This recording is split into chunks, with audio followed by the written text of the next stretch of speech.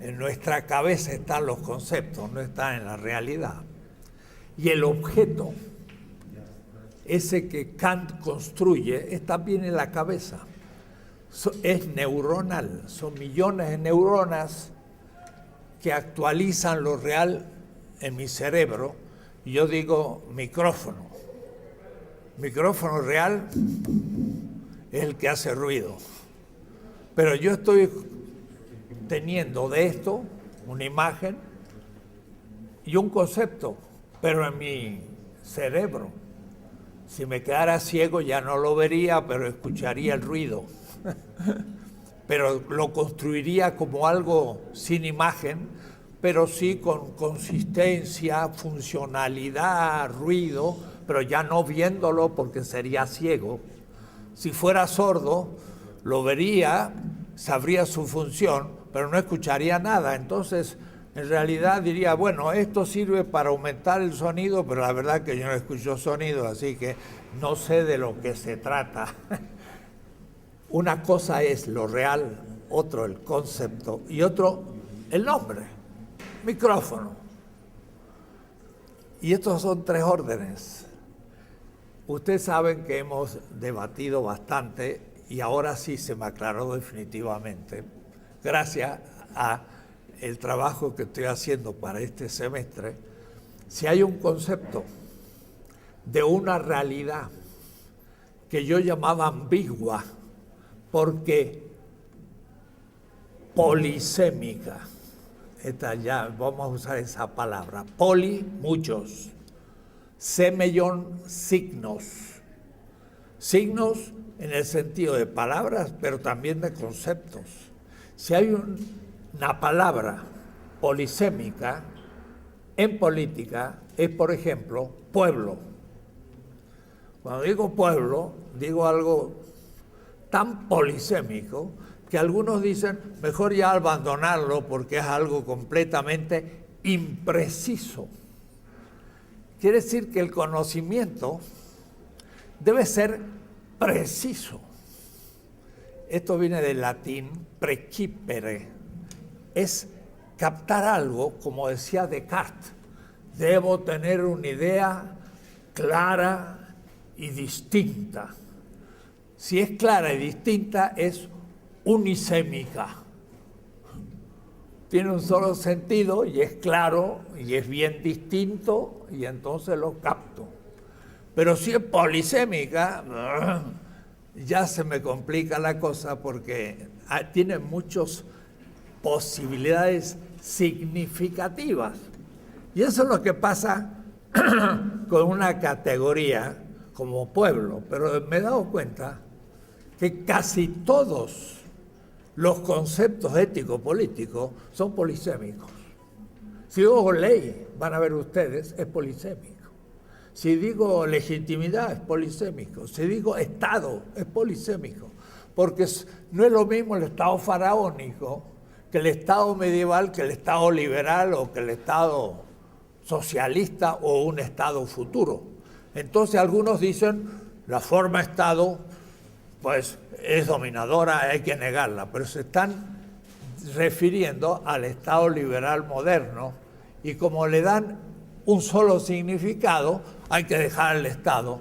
Y si el Estado fuera un concepto polisémico y tiene muchos significados, yo critico uno, pero puede haber otros. Y dominar esta polisemia es el tema del curso. Porque no solo debo saber que los conceptos son polisémicos para usarlos y aclararlos y profundizarlos, sino, este va a ser un tema de fondo, que en la política el político usa intencionalmente conceptos polisémicos para que la gente de distintas posiciones, clases sociales, razas y otras cosas, cada una decodifique lo que está diciendo en uno de sus significados.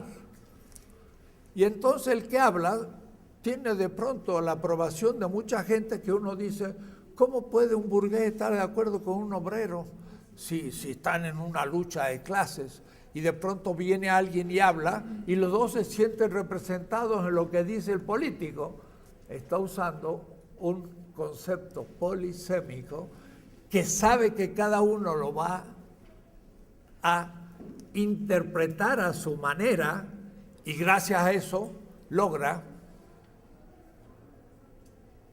un discurso hegemónico que permite hacer política.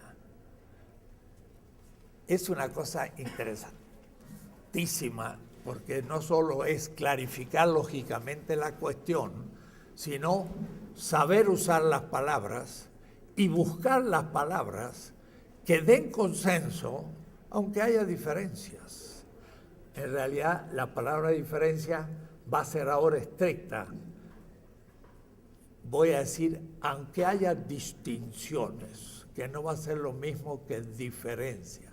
Entonces, es un tema extraordinario, porque a su vez, por ejemplo, los posmodernos, y pongamos Bátimo, que ha venido más de una vez a México y casi es un amigo, nos hemos enfrentado, pero dentro de una amistad, es un tipo muy simpático. Él habla de una ragione debile, una razón débil, opuesta a la razón fuerte moderna. Lo que pasa es que la razón moderna, clara y distinta, es unisémica. Y en cambio él lo que propone es una razón más abierta, más flexible, y no sabe cómo nombrarla, y le llama una razón más débil. Pero no es más débil, es una razón que sabe usar la polisemia.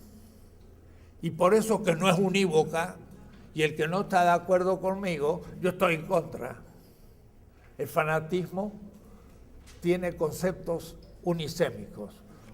Un musulmán comprende a la fe del Corán de una manera, y los que están en contra le corta la cabeza. Eso se hace dogmático, se hace una razón dominadora. Si fuera el Islam polisémico, que puede ser visto de distintas maneras, habría la tolerancia, diciendo, yo entiendo así el pensamiento musulmán, y usted lo entiende de otra manera, pero tiene algo de semejanza, y en eso podemos estar coincidiendo. Y entonces no hay necesidad de matarlo, sino de seguir discutiendo a ver si podemos llegar a mayor semejanza. Es mucho más tolerante, es dialógico y es mucho más político, pero en un sentido honesto de la palabra y no maquiavélico. Entonces es un tema de gran actualidad, a tal punto que yo tengo un trabajo en el primer tomo de la política de liberación al final, cuando hago toda la historia, llego al populismo y hago un análisis del discurso político. Bueno, toqué el tema de lo analéctico, sin darme cuenta que lo estaba tocando. Y lo resolví, pero no de una manera estrictamente metódica. Ahora sí puedo rehacer ese trabajo y se ve con toda claridad. Vamos a tener que trabajar un poco, no demasiado, en una lógica, pero justamente dándonos cuenta de que la lógica analítica del Círculo de Viena, de Carnap, de Wittgenstein y de todo eso que es casi lo que se enseña en la facultad, es también una lógica que se basa en la unidad, es unisémica, no es polisémica.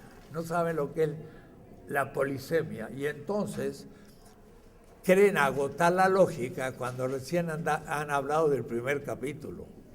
Y hay mucho más que hacer en lógica cuando uno entra en la polisemia.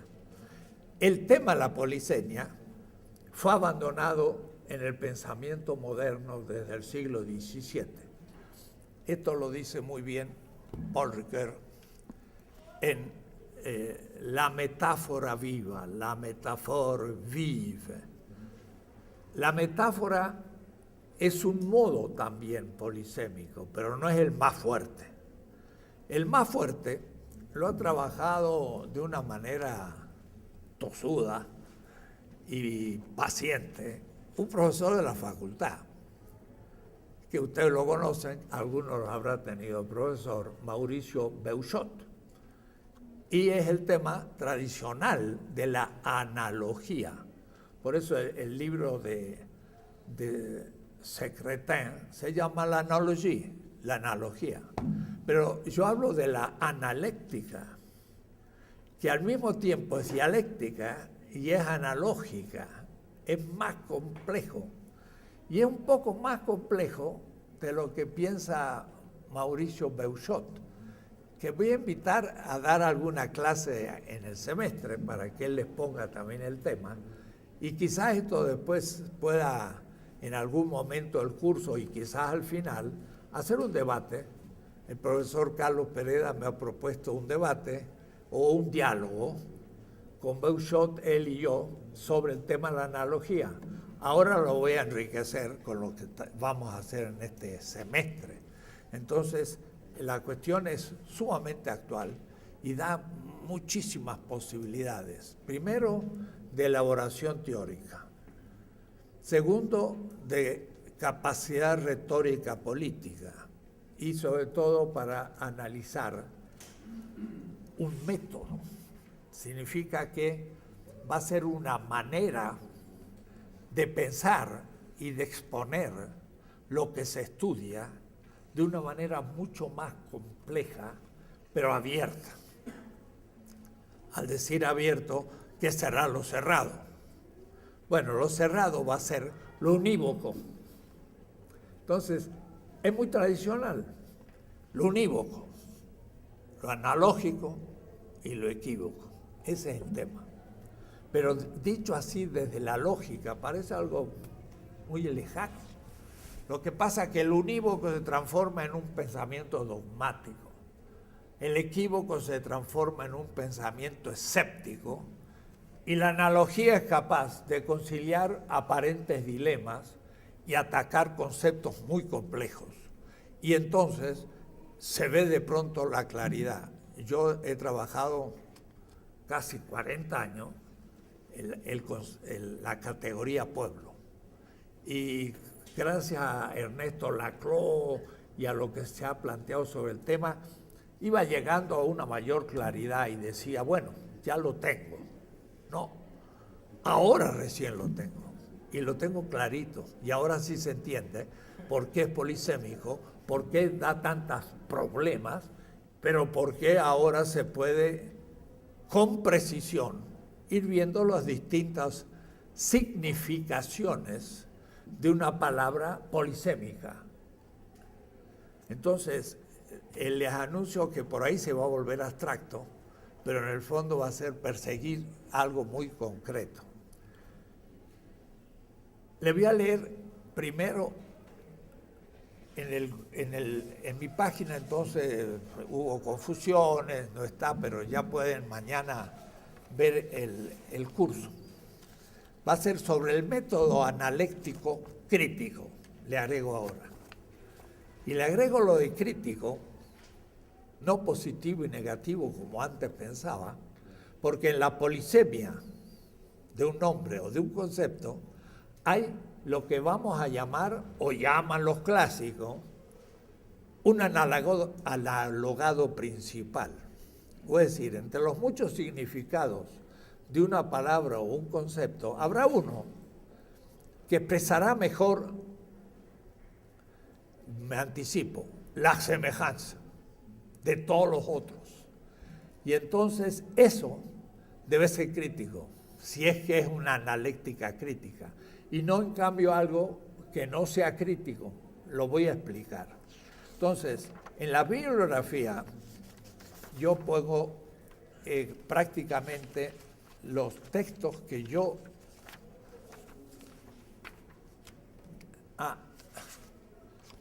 no tengo aquel programa.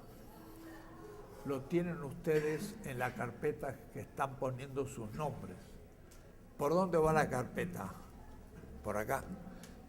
¿Ya todos firmaron? No, me lo permite un momento y después se afirman.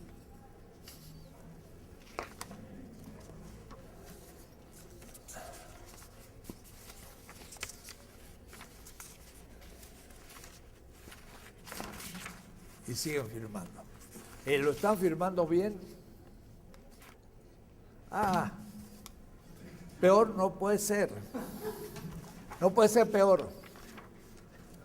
Compañero, hay una página para 3 personas y cada uno me firma la primera y en la primera me pusieron todos los nombres. Voy a decir que esto no sirve para nada, lo vamos a romper.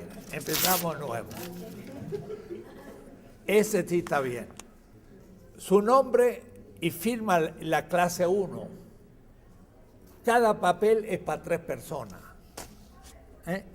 Cuando ya firmaron la 1, pasen al otro siguiente, porque si no, me arman un buen lío. Entonces, a pasar de nuevo esto.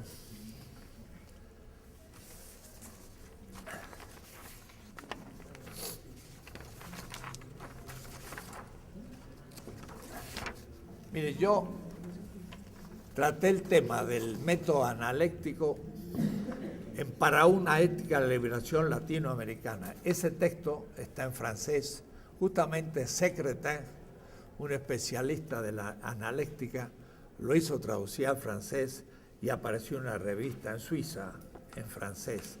Ese es el capítulo 3, que acaba de salir en el siglo XXI, segunda edición. La primera fue muy lejana, 1973, siglo XXI. Después pasó al sueño de los justos, el pobre librito, y no se editó más. Y ahora, el año 2014, se editó la segunda edición. Me gusta, porque significa que ahora vieron la actualidad del libro, aunque sea del 73 al 14, 40 años. Pero eso es lo bueno. En el parágrafo 36 es el método analéctico y la filosofía latinoamericana. Eso que escribí ahí, lo escribí en el año 1972. Lo he releído y digo, no tengo que cambiarle ni una coma. Es la actualidad de lo que pienso. Y además de la filosofía latinoamericana. Y además, lo que vamos a hablar sirve para entender la filosofía de los pueblos originarios, porque ellos hablan un lenguaje mítico, y el mito es por excelencia lo plurisémico. Entonces hay que saber partir del significado mítico para poder pasar a un significado más actualizado y más filosófico, pero que está también dado en el otro analogado. Ya van a ver el asunto. Así que alguno ya que me leyó las hipótesis me dice, esto me viene perfecto para el problema de la filosofía náhuatl o la filosofía maya. Es el método de darse cuenta de que hablaban con palabras distintas, en conceptos simbólicos que eran analógicos a lo que nosotros podemos usar hoy, y entonces es más fácil hacer la traducción y darse cuenta de qué están hablando. Entonces, esto además es el método de una filosofía latinoamericana que parte desde los pueblos originarios, no necesariamente ni siquiera de los chinos e indios, y no solo de los griegos, aunque voy a referirme a los griegos, porque ellos sí explicaron de una manera unívoca la analogía. Eso es lo que hizo Aristóteles en el Periermeneias, el Órganon y sobre todo en la retórica. Es un libro muy especial, voy a explicar cómo funciona. En la filosofía de la liberación, que ya lo expliqué en otras clases, pero justamente el parágrafo quinto no lo toqué, porque era la lógica y era más complicado. Entonces, hay un punto 5.3. Al final del librito del Fondo de Cultura Económica, le puse el momento analéctico, como destituyéndolo un poco de método analéctico. ¿Por qué? Porque tenía conciencia que no había aclarado en qué sentido era un método. Ahora lo voy a hacer estrictamente por primera vez, así que debo decirle que estoy bastante entusiasmado del tema. Lo voy a leer y voy a ir mostrando las ambigüedades de un texto escrito en el 75 ya en México. Lo voy a leer primero.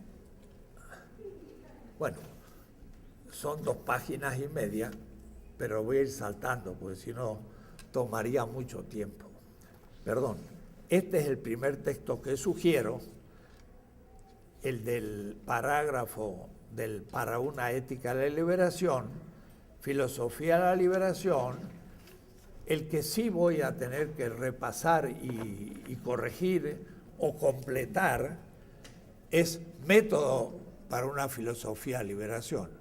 Y ese texto entero es sobre el método, pero más bien el método dialéctico. Y ahora voy a tener que comparar el método dialéctico, que no tan conocido tampoco, pero en fin, método dialéctico, sobre todo en Marx,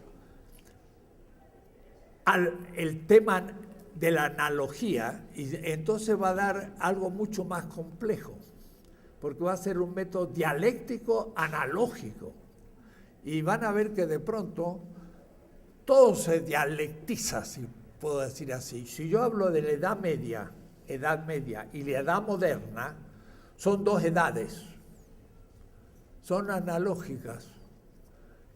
¿Cuál es la diferencia entre una edad y otra edad? Tienen mucho en común, pero también tienen mucha diferencia. Cada edad es analógica. Entonces, y es dialéctica, porque dialéctica significa pasar de un horizonte a otro horizonte. Y eso hay que tenerlo bien claro cuando uno está pensando y exponiendo temas. Pero en fin, esta clase es una clase inicial, donde yo voy a plantear una cantidad de temas y después empezamos sistemáticamente. Como hemos visto en el parágrafo 2.4, la exterioridad es el ámbito que se sitúa más allá del fundamento de la totalidad. Entonces, yo siempre hablo de la totalidad, de la exterioridad del otro,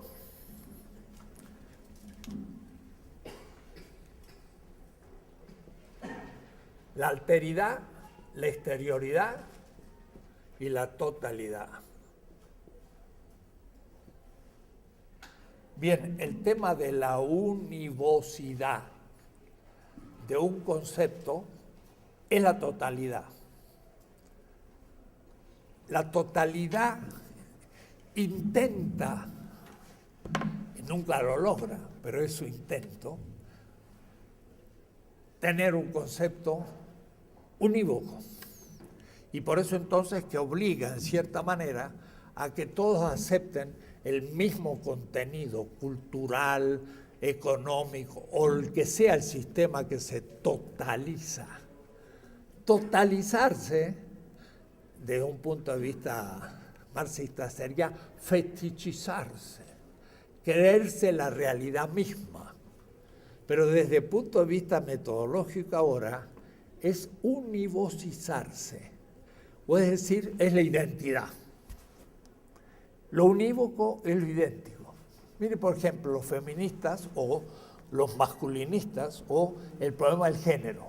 Dicen, la tradición esencializa el género.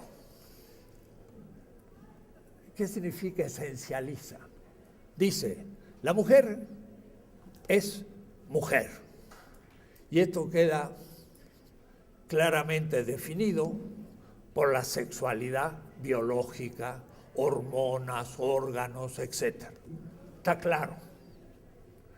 Dice, usted está esencializando la femineidad, porque la femineidad no es solo orgánica, biológica, es también cultural. Se dice qué significa ser mujer, y la mujer hace esto y aquello. La mujer está en la casa, el señor trabaja. O la mujer, como entre los musulmanes, lleva un velo para no demostrar su belleza, para que no tiente al varón. Qué lío se ha armado ahora en Alemania, ¿no? Porque han llegado los sirios y bueno, no quieren que sus mujeres también se saquen el velo. Y otras no lo quieren sacar porque es su costumbre. Pero entonces la cultura define el género, no lo biológico. Y además está el psicología. A algunos le cae, diríamos así, gordo, ser mujer o ser varón. Y dice, ¿por qué yo nací varón? A mí me gusta más ser mujer. Y por una historia misteriosa de su vida, o la mujer también. Entonces, está lo biológico, está lo cultural, está lo psicológico, y de repente alguien cambia de sexo. O se ejerce otro sexo que el biológico, pero ejerce otra definición cultural o psicológica. Lo que pasa que el género es polisémico, y eso le llaman, se ha esencializado. ¿Qué significa esencializar? Se ha tomado la totalidad de la biología como única significación del género. Dice, hay que destruir la esencia. Compañero, la esencia no tiene nada que ver con el tema. Porque la esencia puede ser analógica. Y entonces se entiende que alguien sí pueda ser físicamente mujer y psicológica y culturalmente varón. Y cambiar de el género. Pero les indico esto, las feministas usan mucho el término han esencializado. ¿Qué significa? Han hecho unívoco el sentido del género. Y no se han dado cuenta que el género tiene mucho significado. Entonces, en realidad, hablar de esencialidad es un error.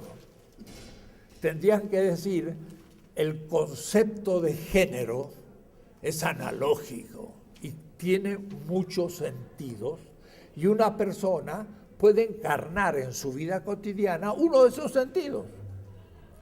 Digo esto para ver hasta qué punto uno puede tocar la cuestión en algo de tanta actualidad todavía elaborándose. Por eso dice, como hemos visto, la exterioridad es el ámbito que se sitúa más allá del fundamento de la totalidad. Bueno, la exterioridad la voy a indicar en su momento. Por ahora lo voy a dejar entre paréntesis. Es un tema que me va a gustar discutir con Beuchot. Él no toca el tema de la analogía del otro. El otro ser humano es también el género, el ser humano es un género o es también analógico. ¿Por qué? Porque los leones son de un género leonino, o los gatos gatunos, no sé cómo se dice, y son parte de un género unívoco. Pero los seres humanos, todos tenemos una historia y una biografía. Y entonces, en ese sentido, somos humanos. Desde un punto de vista biológico, somos Homo sapiens sapiens. Algunos no son tan sapiens, pero en fin. Si fueran sapiens estaríamos mejor en la Tierra. Son Homo sapiens, más bien tontos. Pero también el ser humano es histórico. Y como es histórico, empezamos a entrar a la individualidad. Y lo que yo llamo analogía fidei en la ética, y que lo toma Secretin, analogía fidei, y lo pongo en latín. Algunos creen que estoy hablando de la fe religiosa, pero no estoy hablando de la fe religiosa. Estoy hablando de tenerle fe al otro. Mire, alguien me dice, vamos a ponernos emotivo, te amo.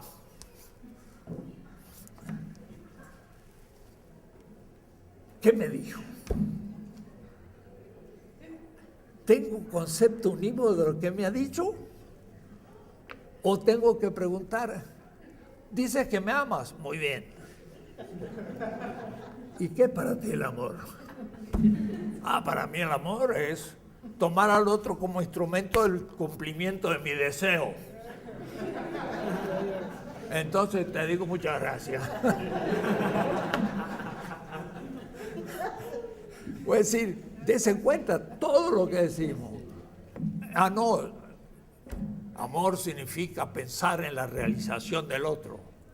Bueno, pero no quiero tampoco que me sirvas, porque si no vas a cumplir la femineidad normal, que sirve al otro, pero el otro no le sirve a ella, ¿no? Entonces, hay que discutir qué me has dicho. Es ahí donde yo tomé el tema de la analogía. Cuando alguien me dice algo, en principio, no sé lo que me dice. Aunque me diga algo muy, muy concreto. Te prometo tal cosa.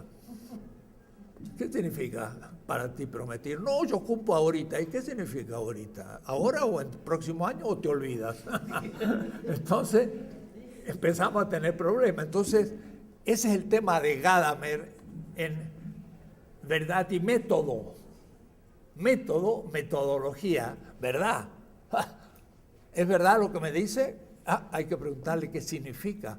Y es posible que sea semejante a lo que yo pienso, pero no idéntico.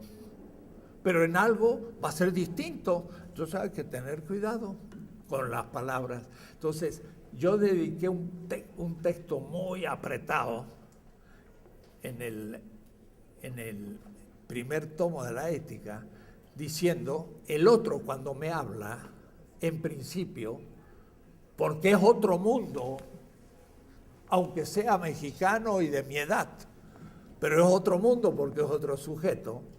Cuando empieza a hablar, como no lo conozco, en realidad no sé lo que me está diciendo, es nada importante. Lo no importante son las 4 de la tarde, pues sí, ahí estamos de acuerdo.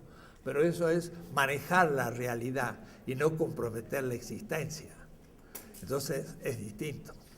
Entonces, lo que voy a llamar yo analogía fidei es, siempre pongo el mismo ejemplo, pero esta vez en serio. Pongamos, cuando era pequeño, yo era más joven, en la época que escribía esto, dice mi hijo, te están esperando papá en la puerta. Normal, ¿no? Es una expresión fácil. Voy a la puerta y no hay nadie. Me dice, no, era un chiste. Pillín. Entonces, mañana dice, papá, te están esperando en la puerta. No te creo.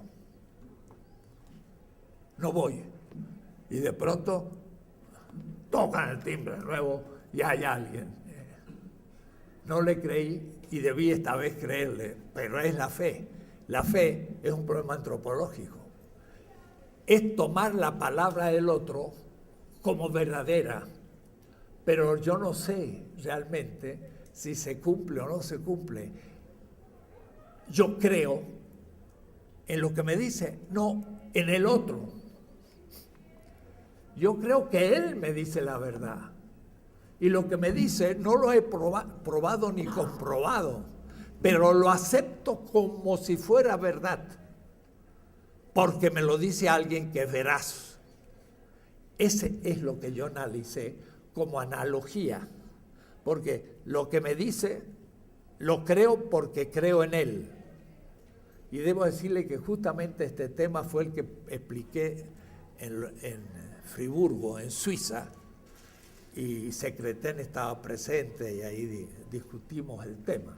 Entonces pasa de la inconmensurabilidad, que el otro me dice y no entiendo nada, porque lo dice en otra lengua, y como no conozco la lengua, no entiendo nada. Entonces empezamos a estudiar mutuamente nuestras lenguas, o yo estudio la de él y él la mía. El que estudia la lengua del otro sabe más. El que se deja hablar en la propia sabe menos. Entonces miren el diálogo de 1525 en México entre los tlamatinimes, los sabios aztecas y los franciscanos.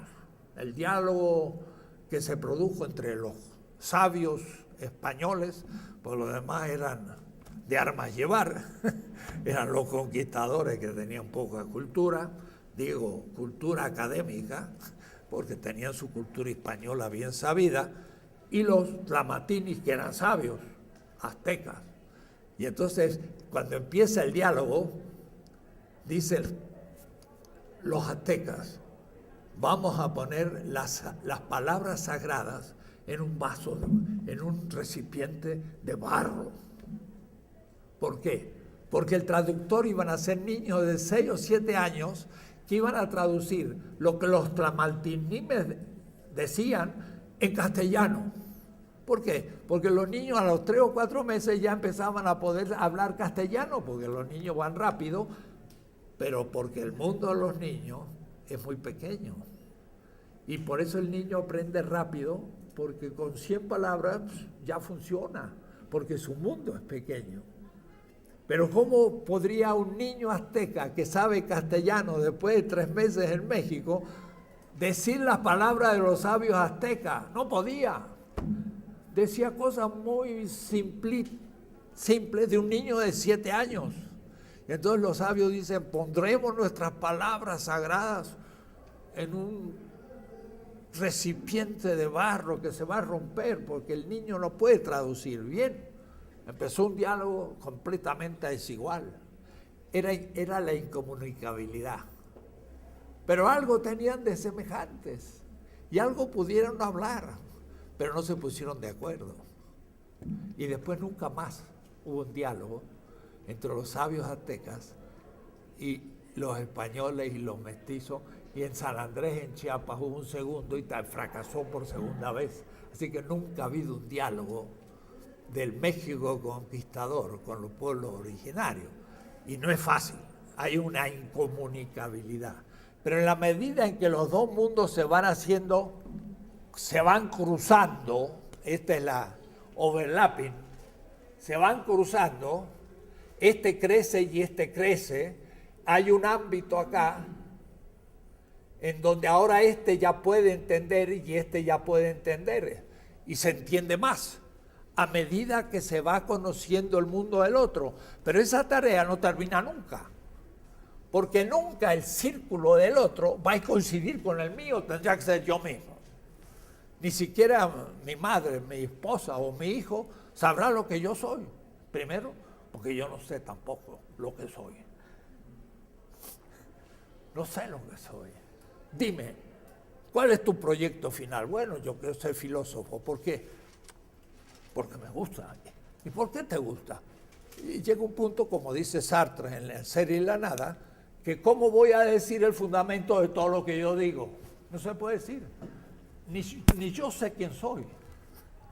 ¿Y cómo se lo voy a comunicar a otro? Imposible. Voy a decir, el diálogo puede progresar, pero no en la identidad, en la semejanza. Entonces, después de mucho tiempo, sí, ya lo que me dijiste, que me amabas, estoy de acuerdo y hemos sido fieles a ello. Pero hay otros aspectos que quizás nunca coincidimos y entonces no entendí del todo lo que dijiste, o tú creíste que yo estaba de acuerdo con lo que tú decías, pero yo entendí otras cosas que tú no habías dicho. Y esto entonces, eso común, no es identidad, es semejanza. Y esa palabra en latín se dice similitudo, y hoy lo miraba en el diccionario griego, porque dije, también lo voy a decir, y se dice homoiosis. Homo igual, ios, homoios, que es lo semejante. Pero lo vamos a trabajar lo semejante, porque lo semejante no es lo idéntico. 2 más 2 es 4, es idéntico. ¿Por qué? Porque es abstracto, porque es simple. Porque es simple, voy a decir, no es complejo. Pero si yo digo yo te amo, eso es inmensamente complejo, millones de veces más complejo de 2 más 2 es 4, menos operable. El 2 y 2 me permite manejar la realidad. Entonces se llaman ciencias duras. La matemática no es ciencia, es un método, pero la física, la biología, las técnicas, ingeniería, ciencias duras. Y los de ciencias aquí, filosóficas, ciencia humana, ciencias, si la otra es dura, blanda. Falso. Lo que pasa es que esas son ciencias simples para manejar la realidad. Pero el ser humano es mucho más complejo que todo eso que maneja las ciencias llamadas duras, porque el ser humano es infinitamente más complejo. Entonces, la nuestra son las ciencias complejas, son las ciencias que exigen otro tipo de metodología mucho más transido por la historia, por la experiencia y también por la metodología. Entonces, mire lo que pretende Mario Bunge, método científico. Un solo método para toda la ciencia y en el principio la razón matemática. Esa es la ciencia, qué barbaridad.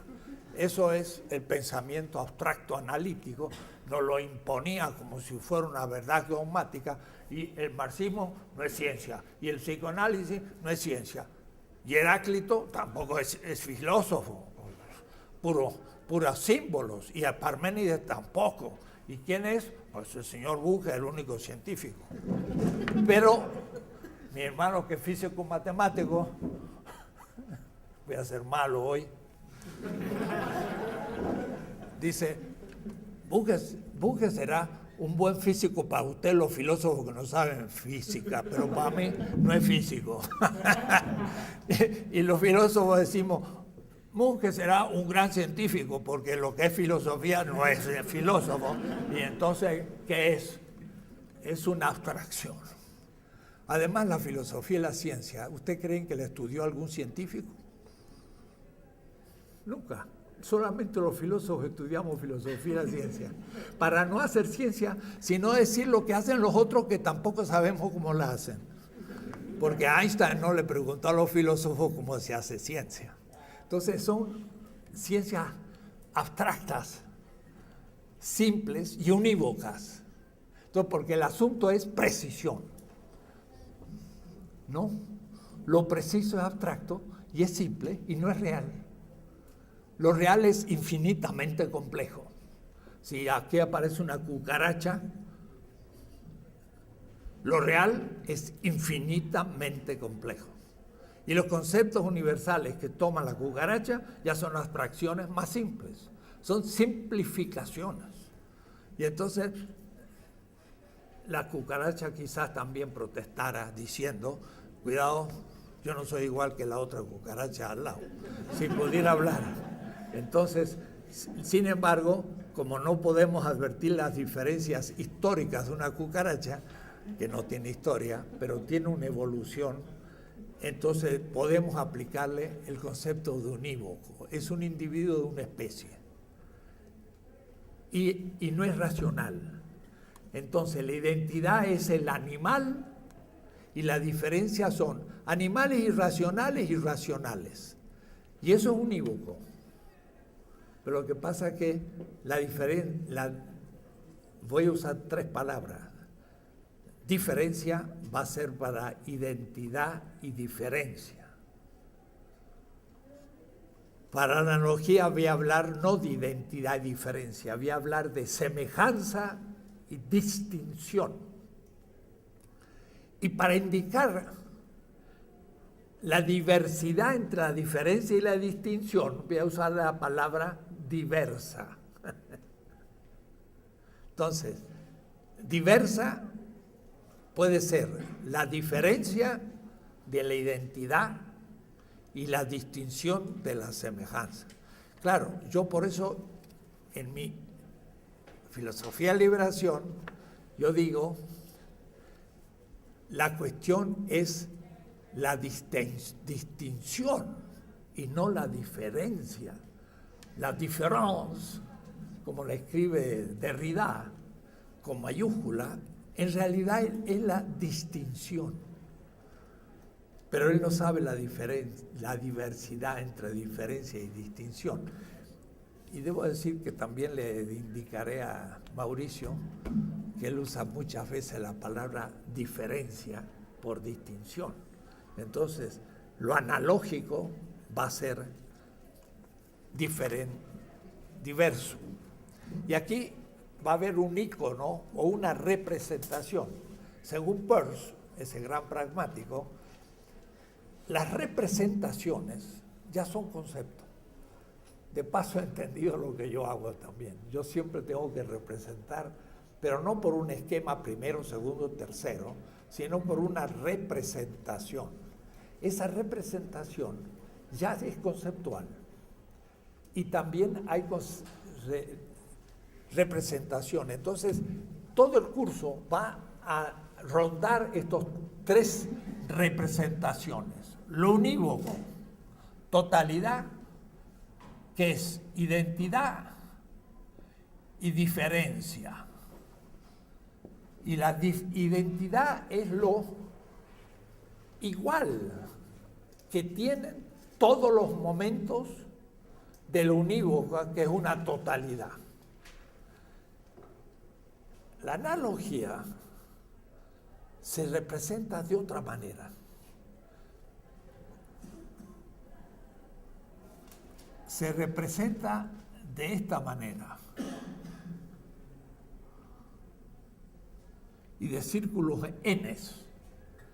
Va a ser algo semejante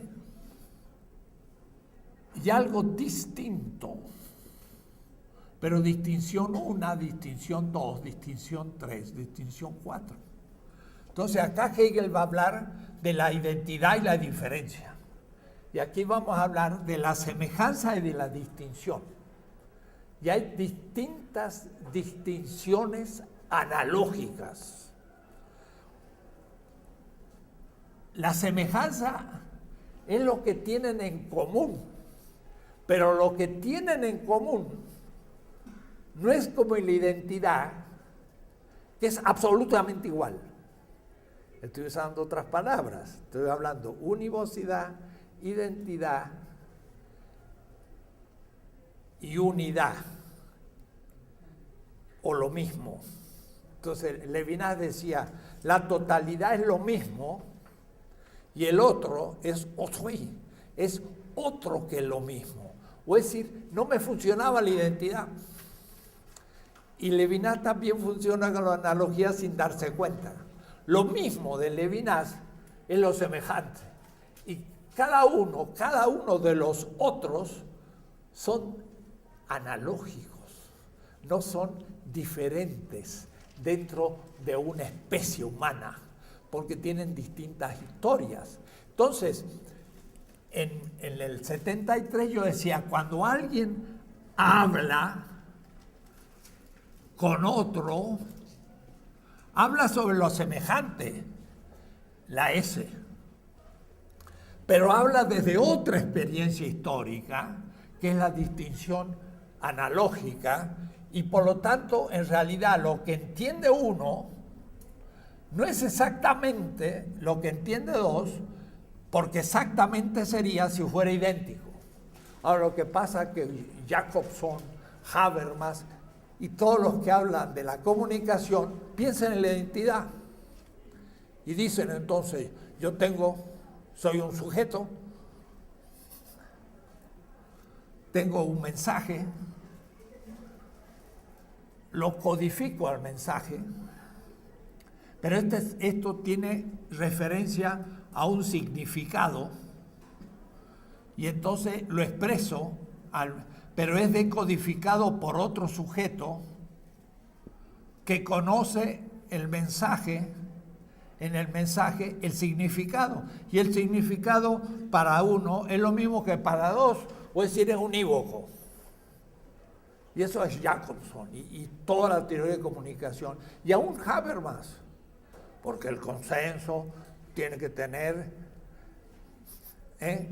para llegar a que sea válido, participación simétrica de los afectados por argumentos racionales, llegamos al consenso. Y si estamos usando palabras polisémicas y yo digo A y tú dices B, no nos entendemos. Tenemos que llegar a la semejanza desde la distinción.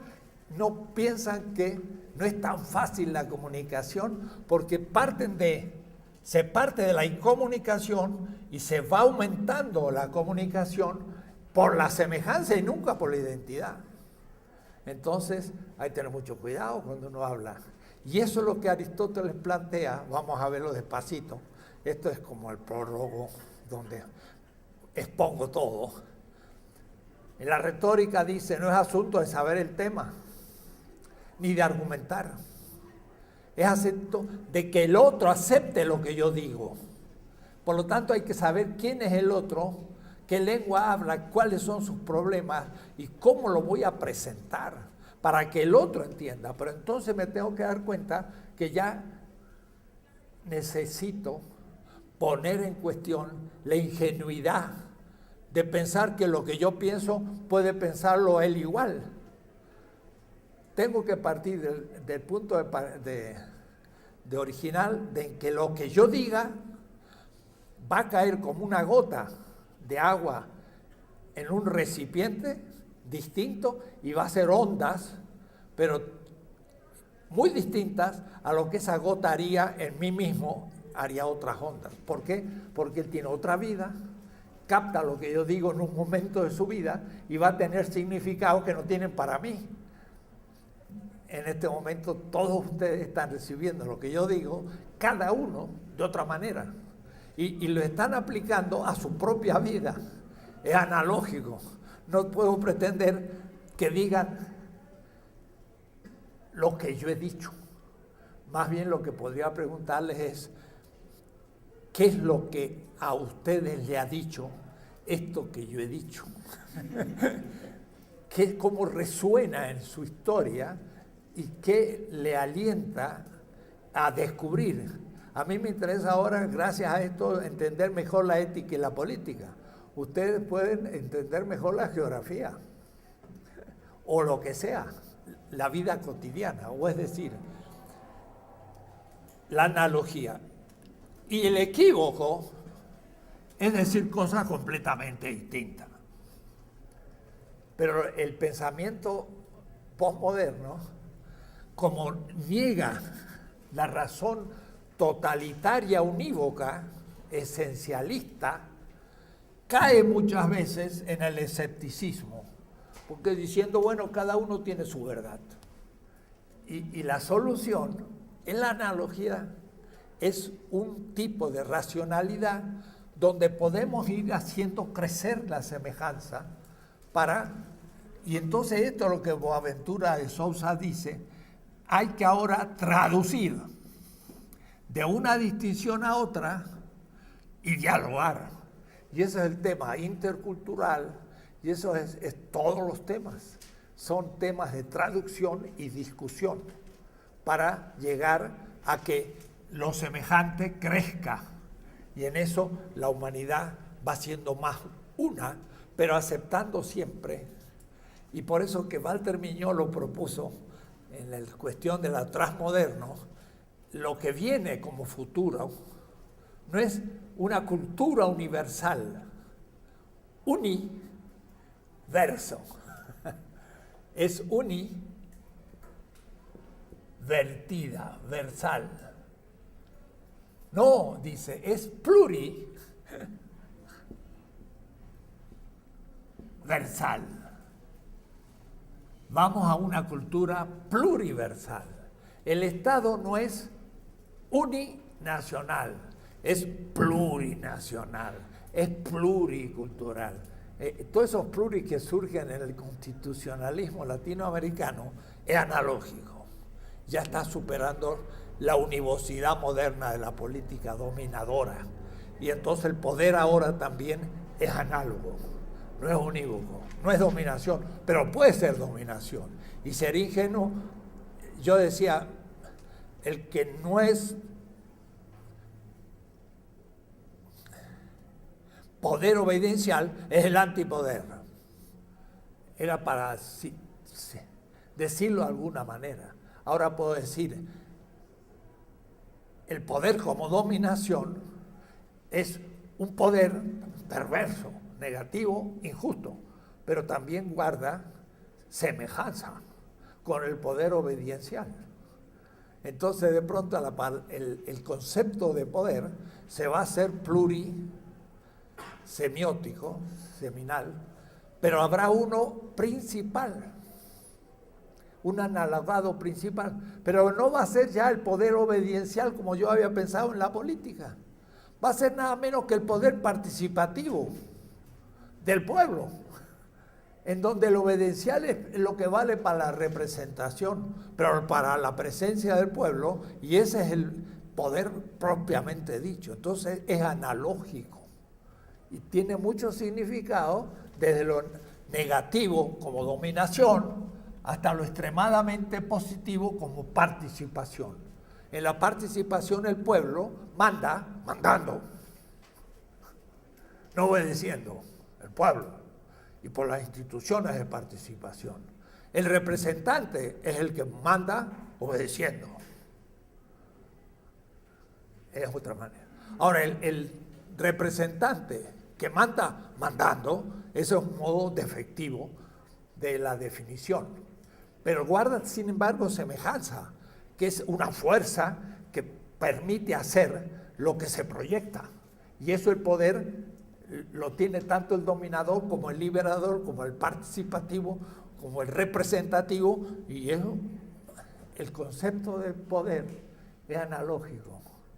Entonces, hay que, ya me soluciona el problema, porque ahora no hay que hablar política y antipolítica, como dice, por ejemplo, Rancière. La política es le politique, y la dominación es la police, la policía. Y la policía aparece como política, pero no es política. O es decir, que la politique y la policía son dos conceptos equívocos del poder. Por suerte no es unívoco, como Weber. El poder es la dominación legítima ante obediente. Esa es la única definición de poder. ¡Bah! Eso ya es el totalitarismo de Weber. Entonces, entre un Rancière escéptico y un totalitario, viene la analogía. Dice, sí, un momentito, hay maneras efectivas del poder, pero son poder. Pero es dominador, es liberador, es representante. Y ya ahora tengo posibilidad de definir mucho mejor el tema y ya clarito. Ya se ve. Y entonces entramos a otro nivel de poder. Y esto es metodológico, porque entonces ahora ya me sé mover buscando las definiciones o descripciones de los distintos analogados, desde uno principal, que para mí es el crítico, y entonces de todas las definiciones de pueblo, el bloque social de los oprimidos de Gramsci, ese es el analogado principal. Ese es el pueblo propiamente dicho, pero no es el único sentido. Y deriva hacia los otros de una manera muy fácil. Entonces, se aclara una cantidad de cuestiones que no eran nada fáciles. Esto ni lo sospechaba. Voy a leer entonces un poco lo que yo decía en este libro. El ámbito de la exterioridad es real solo por la existencia de la libertad humana.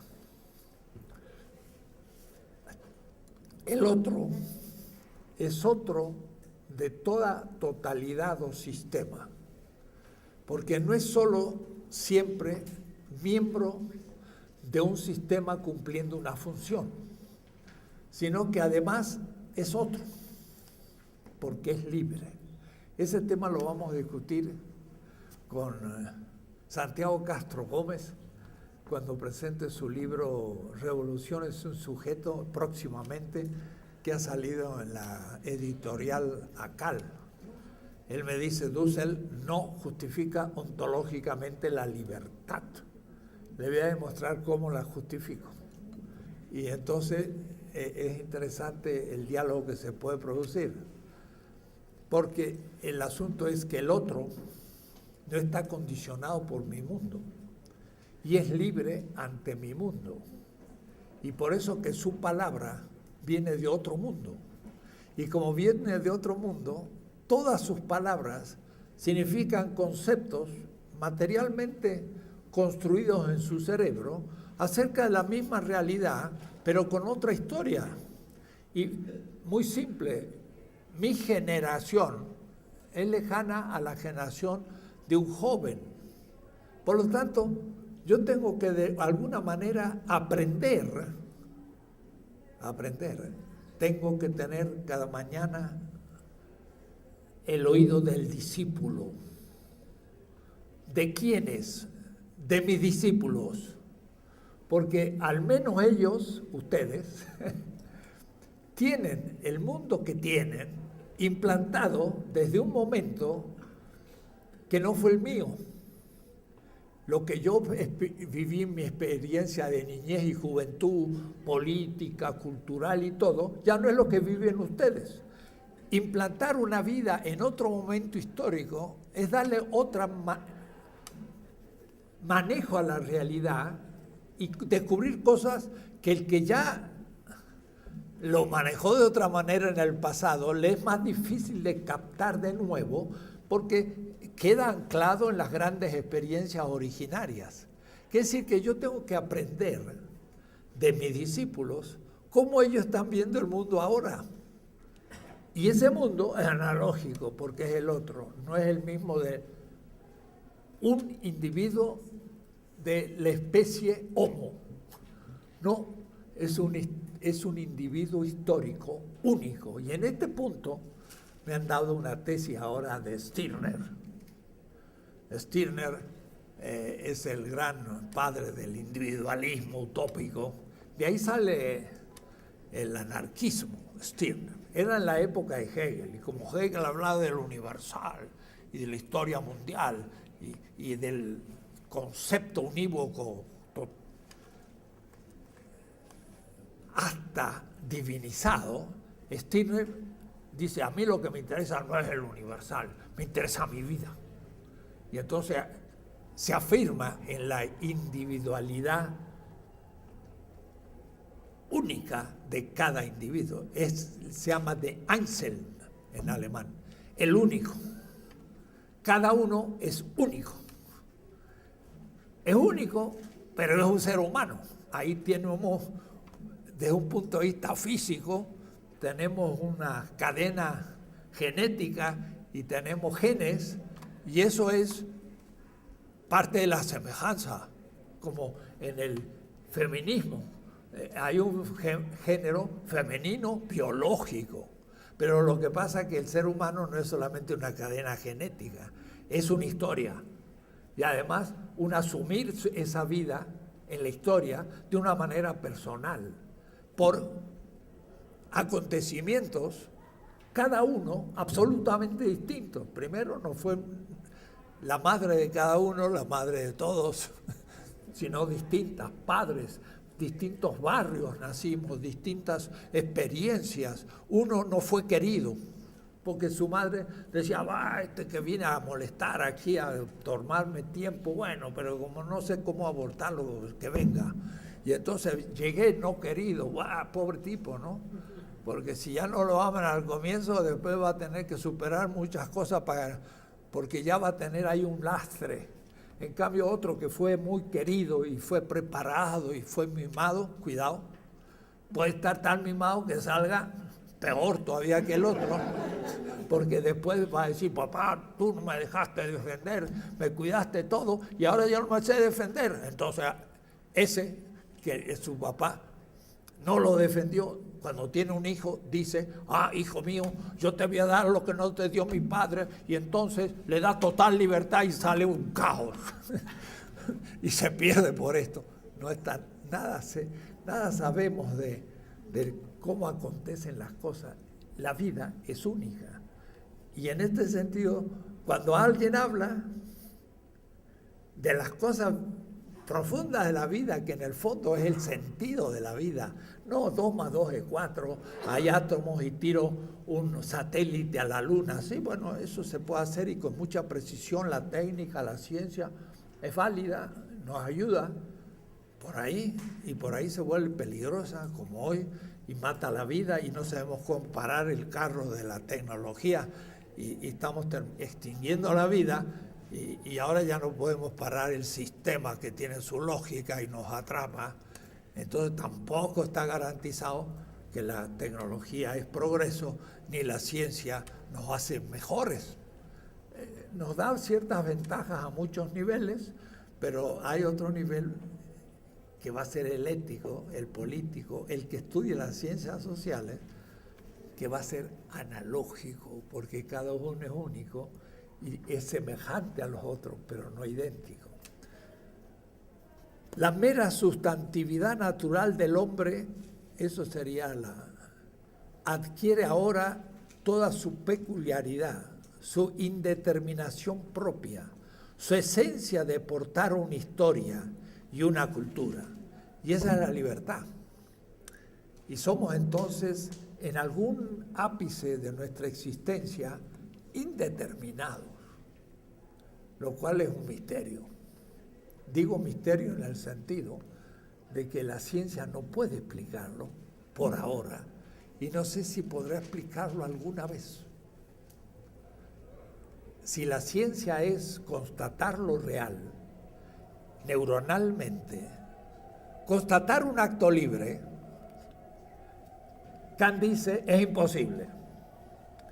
Y por eso lo toma como un postulado de la individualidad justamente ética. La libertad, dice, la libertad no es objeto de la empiria, pero nosotros tenemos una experiencia de que las cosas y las leyes nos obligan y podemos no cumplirlas, como los animales que tienen que cumplir las leyes porque no son libres ante los medios.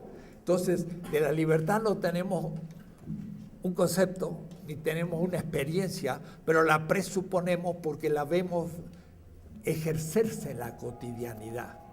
Pero significa entonces que no es un hecho empírico, pero que nos hace a cada uno un misterio para nosotros mismos. Y por eso que Wittgenstein dice, de lo que no se puede hablar en la ciencia, es necesario guardar silencio de la ciencia. Pero es necesario comenzar a hablar analógicamente, y no como la ciencia, sino como la hermenéutica, de otra manera, porque la precisión científica ya no nos sirve. Pero también dice, más allá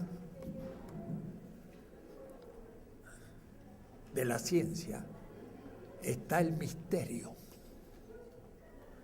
y la ética.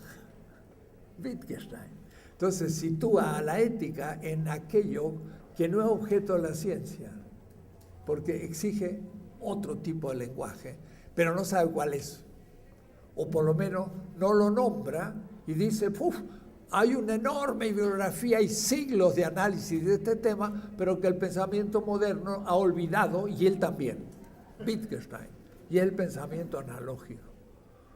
Y por eso entonces que dice es un misterio, pero lo que pasa es que es un misterio de todas maneras.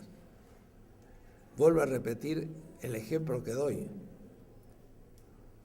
Poder ver en un microscopio el electrón o los electrones de mi cerebro que deciden algo no condicionado, es imposible. Sería poner como objeto del microscopio mi propio electrón de mi cabeza que está viendo el microscopio. Es imposible. Y ahí podría tener como hecho empírico la libertad. Y como nunca lo voy a poder hacer, la libertad es un misterio. O es decir, ¿cómo es que nosotros, todos nosotros, somos algo incondicionado? Aunque sea un ápice pequeño, decía Blondel, que yo muevo un dedo porque decido mover un dedo. ¡Wow! Va más allá de todas las leyes de la naturaleza, porque no está regido por ninguna. Ahora, eso es lo que diría Stirner, la singularidad incomunicable de cada individuo, que cuando se comunica a otro, habla por semejanza. No puede hablar por unidad. Y entonces, mire el político, cuando de pronto tiene que habérselas con 120 millones de cerebros, ¿cómo actúa? Con otra lógica. No es una lógica científica, es una lógica que se ha acostumbrado a ver cómo los seres humanos reaccionan. Y en bloque, por millones. Y saben de pronto descubrir una cierta lógica que es además histórica y circunstancial, que eso mismo en otro país no funciona y en otro momento tampoco funciona, sino que lo ha ido logrando. Como Napoleón, un hombre pequeño, medio mal hecho, logra sin embargo un dominio de sus soldados y los lanza tareas infinitas. ¿Cómo descubre eso? Bueno, eso es un manejo no científico, es un manejo de otro tipo, de analogía. Por analogía va descubriendo las cosas. Digo entonces, adquiere toda su peculiaridad, su indeterminación propia, su esencia de portar una historia, una cultura. Es una cosa, cada uno de nosotros, que se autodetermina libre y responsablemente, no de manera absoluta, de manera relativa y también muy condicionada. Sartre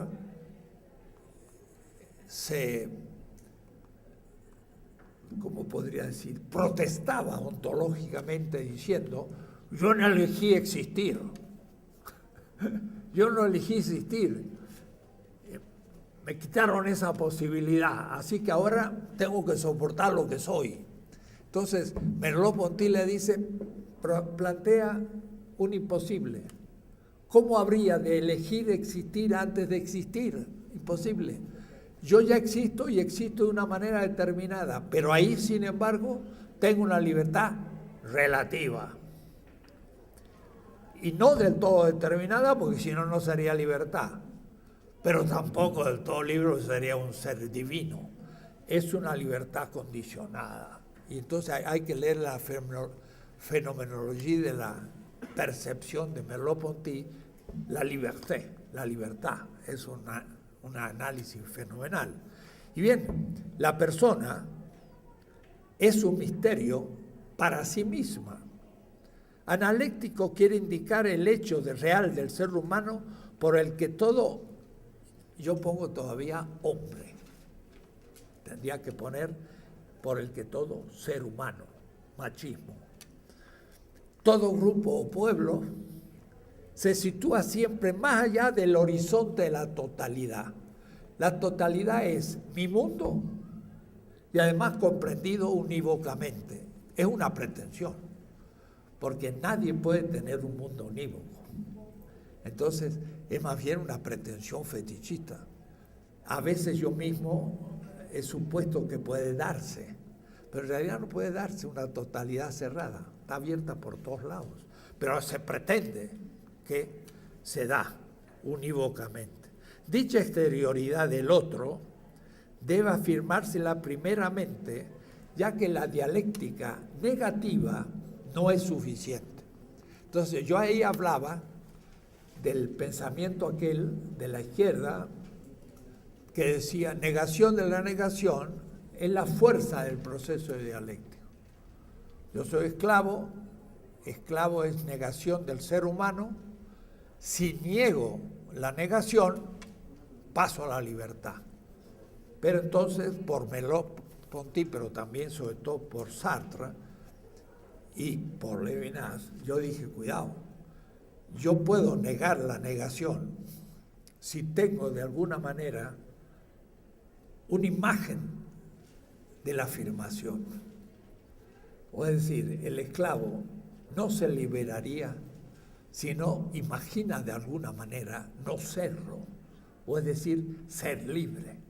Y es desde la libertad que descubre la negación.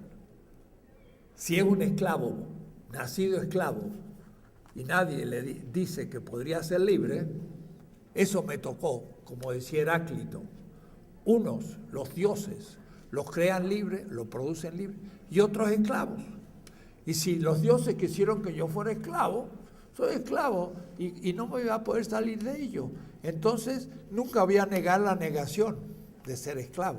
La voy a negar si quiero ser libre. Entonces, había un momento afirmativo antes de la negación. Y eso yo le llamo, en esta época, la dialéctica positiva.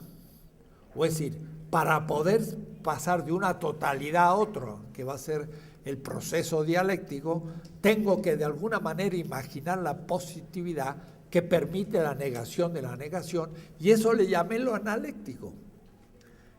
Ahora voy a tener que probar que esa afirmación es analógica. No lo hacía en esta época. El momento analítico nos abre al ámbito metafísico. Meta, rayita, físico. Metafísico es más allá de la totalidad, más allá de la ontología. Yo diría más allá de la identidad. ¿Y cómo? Pasar de lo semejante a lo analógicamente distinto. Eso sí se puede. De lo semejante a lo analógicamente distinto. Ahora, la identidad en el fondo es una pretensión del sistema. Tengo que pasar más allá.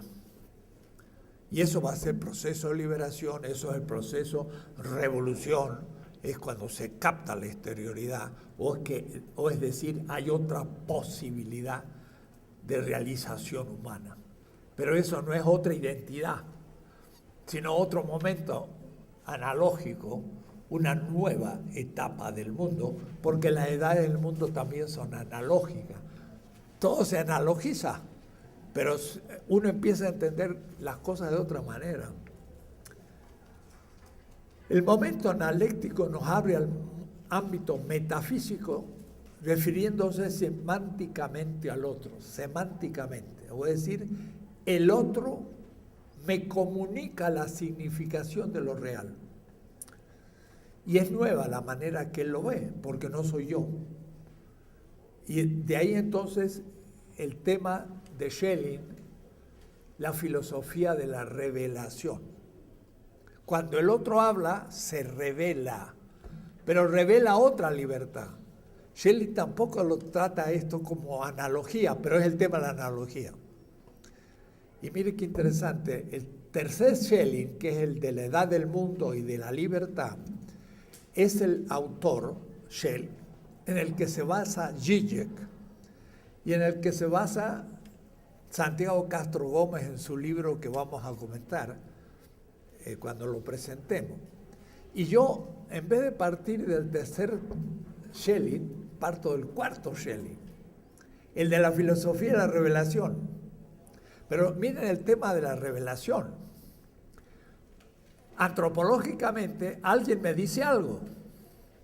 Te amo. Vuelvo a repetirlo. Y cuidado, es analógico. Ahora, ese tema fue planteado en los clásicos como la revelación de Dios. Y ahí el tema era mucho más tremendo. Porque si hubiera un Dios, ¿cómo se comunicaría con el hombre? Mire, eso hay que leer a todos los filósofos árabes, cómo Dios se revela al profeta. Al-Farabi dice, por la imaginación. Los griegos no habían pensado jamás eso, que hubiera un Dios libre que podría revelarse al ser humano. Ellos pensaban los dioses y todo estaba lleno de dioses, no había dos mundos sino uno solo. Para el pensamiento semita había un Dios que era otro que el universo, que se revelaba. Y entonces se revelaba por palabras, ¿en cuál? ¿En hebreo? ¿En árabe? ¿En qué lengua? Los árabes llegaron a decir, se reveló Dios en árabe. Y por eso el árabe es una lengua sagrada y el califa es el que lo puede interpretar, y el que no está con el califa le cortan la cabeza como el Estado Islámico. Pero también hacían lo mismo los cristianos. Muchas veces sacralizaron ni el hebreo ni el griego, sacralizaron el latín y seguían diciendo su liturgia en latín y nadie entendía nada, pero era la lengua sagrada. Hasta que hace 40 años, el 65, dijeron, pues no hay lengua sagrada. Pero al decir eso, estaban planteando todo un problema filosófico que había tenido muchos siglos de cosas. Entonces, ¿Dios cómo se reveló? Se reveló en la mente de los profetas, y estos captaron en su lengua algo que Dios les puso como concepto. Vaya a saber, este tema no lo trato. Yo trato algo más simple y más empírico. Es la palabra del otro, de mi hijo, que me dice, alguien está esperando en la calle, tan simple como eso. Pero es más, yo camino y yo creo también que no hay una trampa, porque si tuviese yo ya medio esquizofrénico así y empieza a dudar de todo, tendría que ir viendo si no hay un hueco debajo del suelo y me atrapa mi pierna, o si las columnas son no suficientemente resistentes para que se me caiga arriba. O es decir, si yo dudara de la capacidad de todos los trabajos de todos los seres humanos, ustedes se dan cuenta que estaría yo perdido. No tendría fe en nada, sino aquello que constato empíricamente. No podría vivir.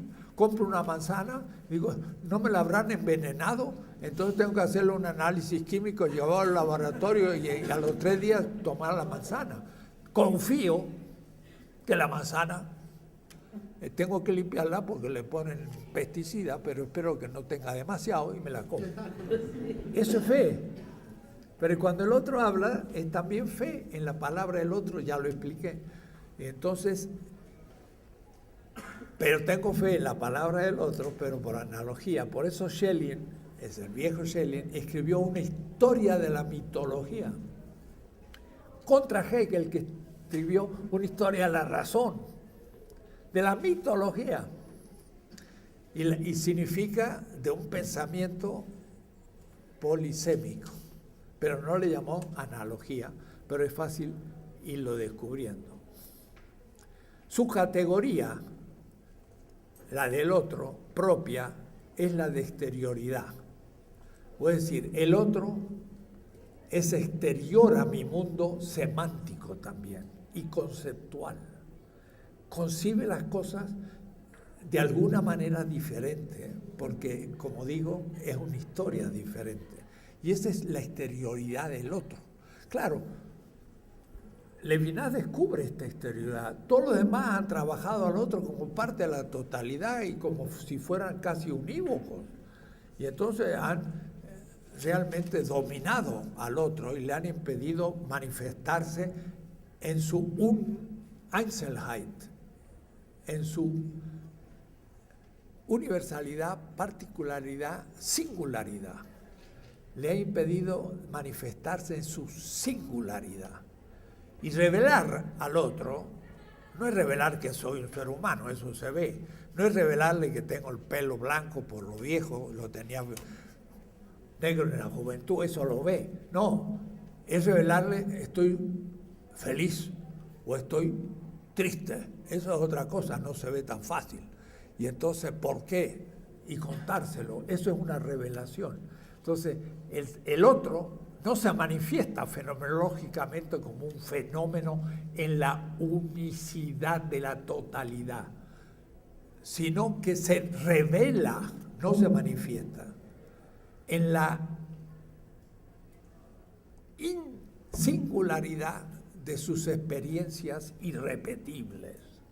Y entonces yo tengo que escuchar mucho lo que está diciendo. Claro, por lo general no puedo escuchar a cada uno como único.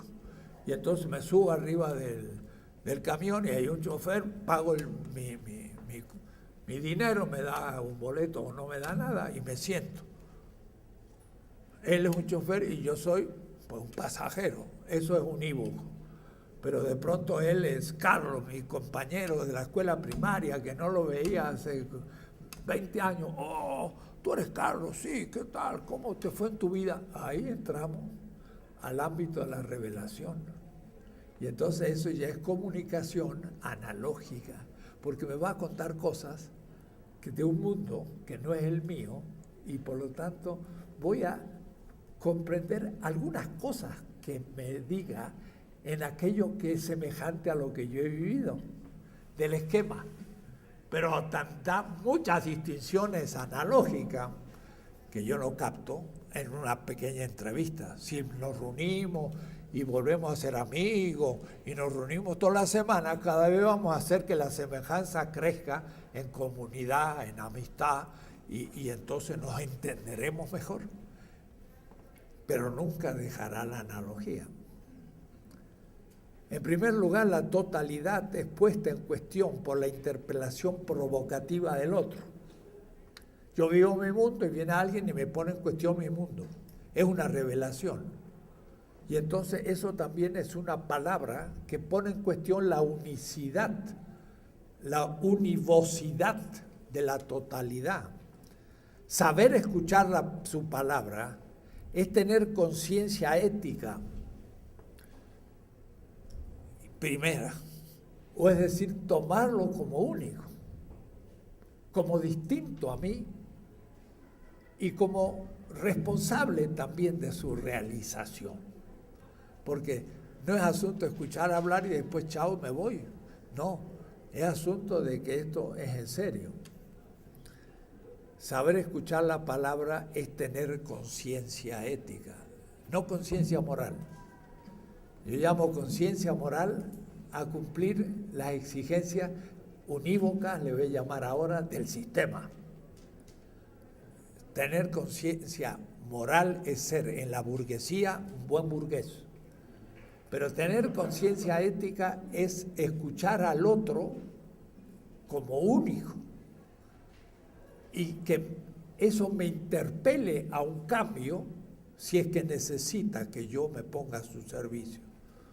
Por eso cuando lo hace el destituido, el pobre, el oprimido, es el que aparece como máximamente otro y es el que pone en cuestión mi unicidad, unisémica de mi mundo, porque entran otros problemas que nunca había pensado. No poder interpretar adecuadamente dicha palabra porque irrumpe de más allá del fundamento de mi mundo, es aceptarla simplemente por respeto a su persona. Creo en la persona y por eso acepto su palabra todavía incomprensible.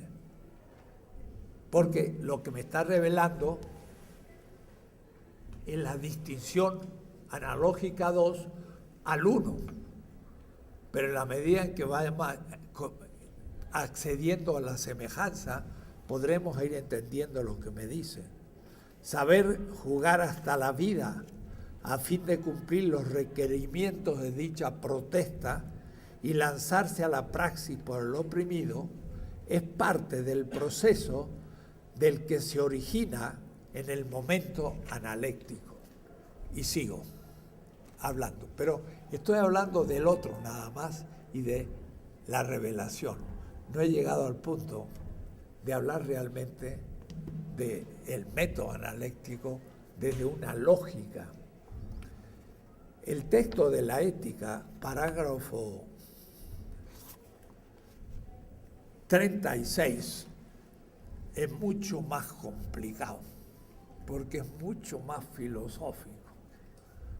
Y entonces aquí, si yo entro a la crítica, a la dialéctica hegeliana, que me sonaba como unívoca. Ahora hay un libro enorme de Puntel, un latinoamericano que es profesor en Múnich, que habla de la analogía en Hegel. Entonces, hay que poner un poco en bemoles las cosas. La crítica a la dialéctica hegeliana fue efectuada por los post-hegelianos, Feuerbach, Marx, Kierkegaard. La crítica a la ontología heideggeriana ha sido efectuada por Levinas. Los primeros son todavía modernos. Incluía yo a Marx entre ellos. Marx era moderno, pero empezó una crítica a la modernidad. En esta época yo todavía era crítico de Marx. Lo consideraba un moderno. Después, avanzar, nadie tiene todo el saber simultáneo. Entonces, algunos dicen, tú eres antimarxista, mire este texto, sí, pero ¿en qué época de mi vida? No he recibido por revelación lo que pienso de un espíritu divino, sino por estudio y sufrimiento. La crítica a la ontología, los primeros son todavía modernos, los segundos todavía europeos. Levinas. Miren, ya hace 40 años decía así. Seguiremos indicadamente el camino para superarlos desde América Latina. Entonces, ven, es una filosofía latinoamericana que a veces no usa demasiado autores latinoamericanos. Maestro, usted todavía es eurocéntrico, puros autores europeos. Sí. Estoy criticando a mi padre con el lenguaje de mi padre. Todavía no conozco el de mis hermanos. Pero eso también lo tiene que hacer mi discípulo. Hay un curso de náhuatl en la UAM. Y digo, todavía me pongo a hacer el curso de náhuatl a mis 81 años, para al menos haber sabido algunas palabras de esta lengua, que sé otras, pero no esta, ya me agarra tarde, pero a otros les puede agarrar todavía tiempo. Ellos son prehistoria de la filosofía latinoamericana, aún Levinas, y el antecedente inmediato de nuestro pensar. Entonces, en fin, me explico un poco Hegel y después digo, de Schelling queremos recoger la indicación de que más allá de la ontología dialéctica de la identidad, esto siempre lo tengo claro, pero era la unicidad de la identidad. En la primera etapa de Schelling es la filosofía de la identidad, así se llama. Eso no es analógico, es idéntico, por lo tanto es unívoco, por lo tanto tiene pretensión de verdad exclusiva, excluyendo a todos los otros. En cambio, la analogía puede tener pretensión de verdad y darse cuenta que el otro también tiene semejanza y entonces no hay necesidad de excluirlo, sino aprender enseñando y construyendo algo nuevo.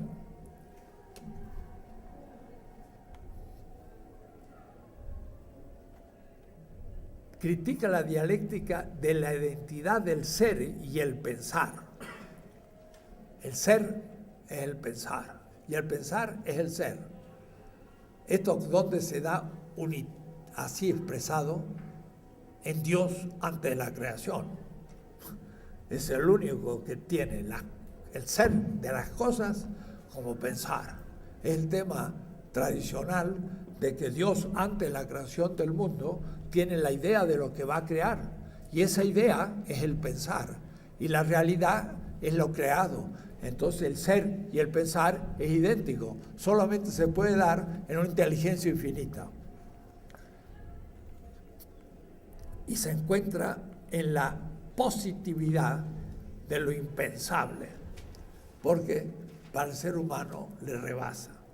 El Schelling definitivo se vuelve contra Hegel, indicando como para Kant que, comillas, la representación no da por sí misma la existencia de su objeto.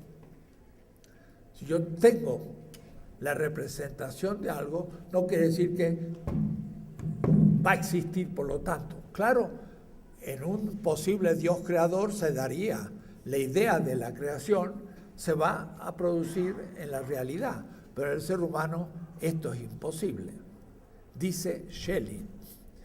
Y por ello, analítica y negativamente, es discutible esa identidad. Para Schelling, Hegel se encuentra en esta posición que Fichte y el mismo Schelling de la Juventud habían aprobado y expuesto en la filosofía de la identidad, ya que, comillas, solo se ocupa de la posibilidad, lo que algo es, das was, lo que algo es, pero independientemente de su existencia.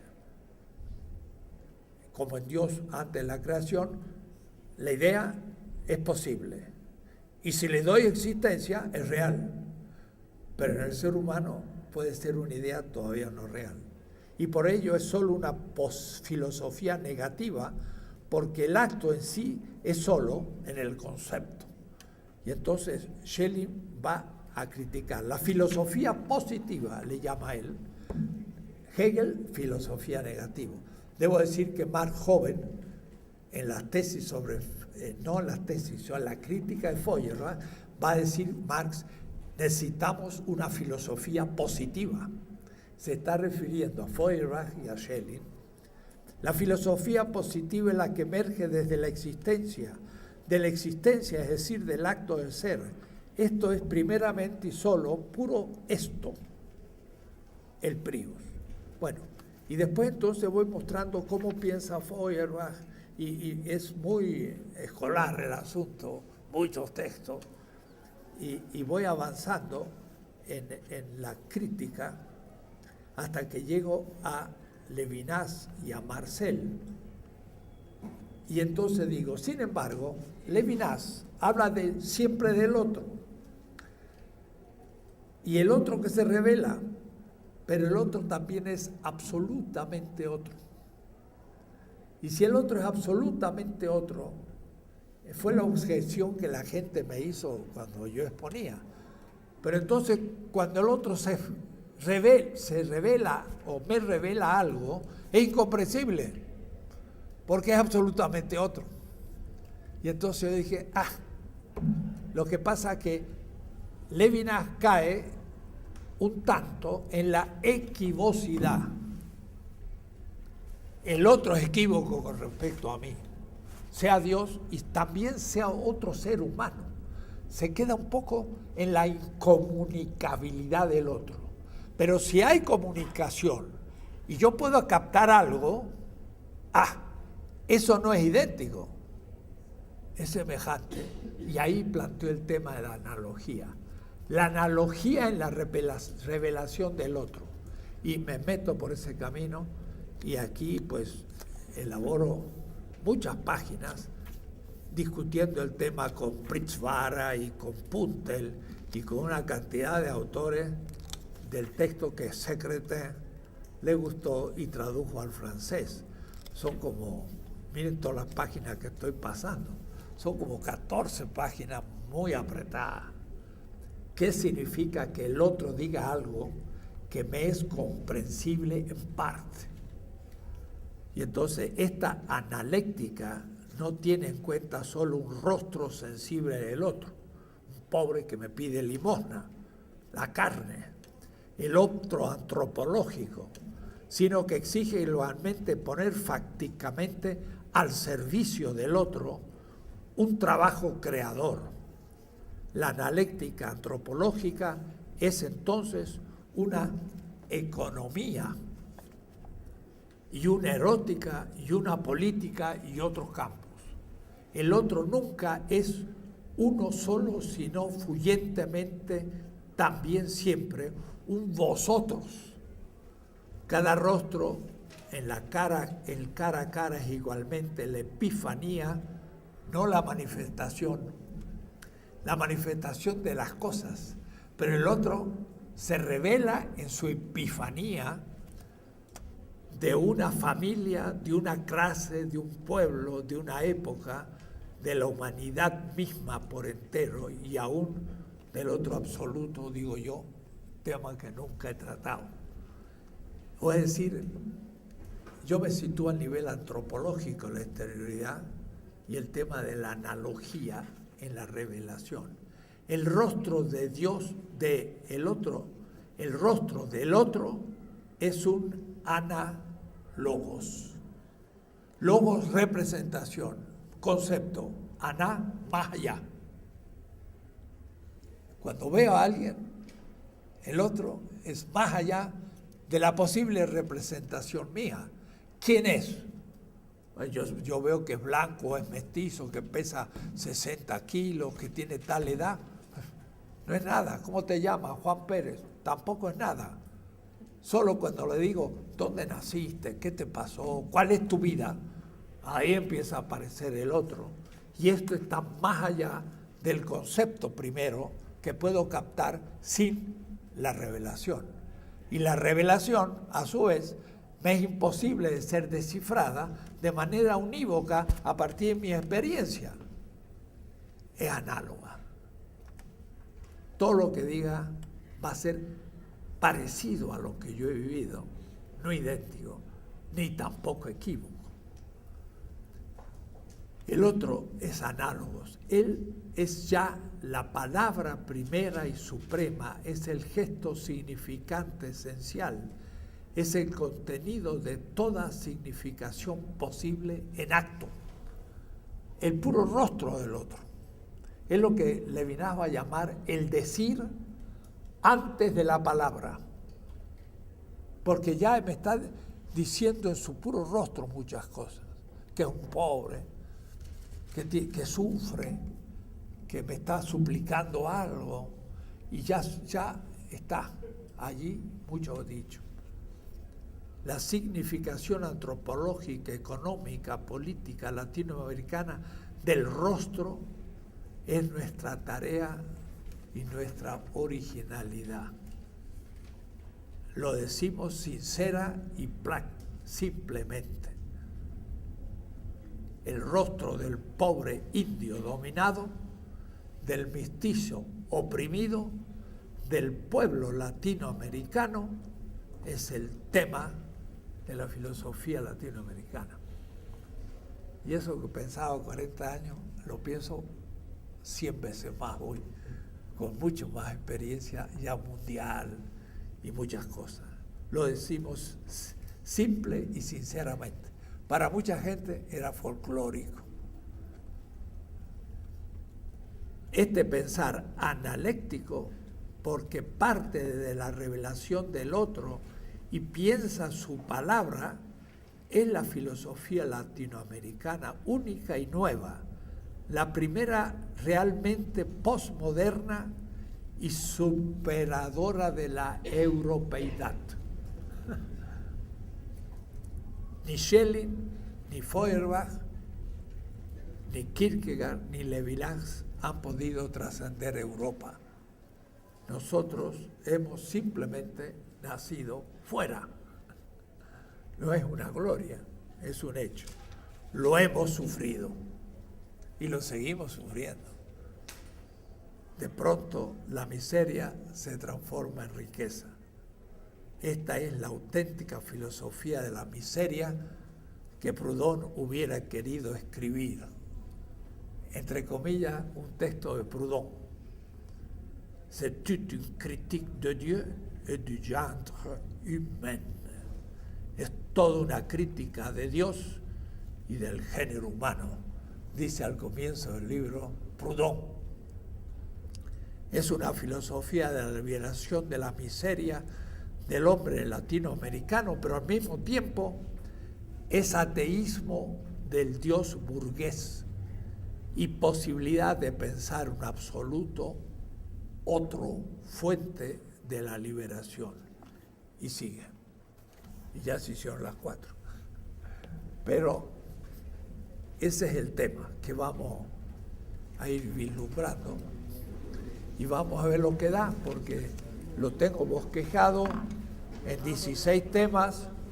Es muy grande el asunto, pero iremos cavando hasta que se nos doble la pala y terminaremos. Muy bien.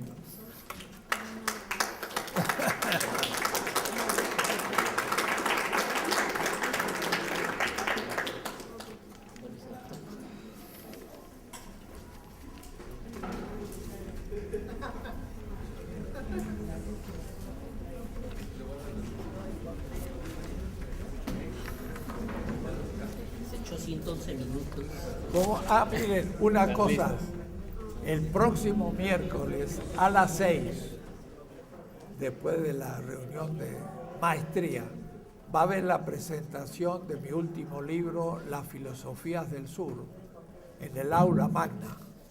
Así que si por ahí le avisan a alguien también, para el próximo miércoles.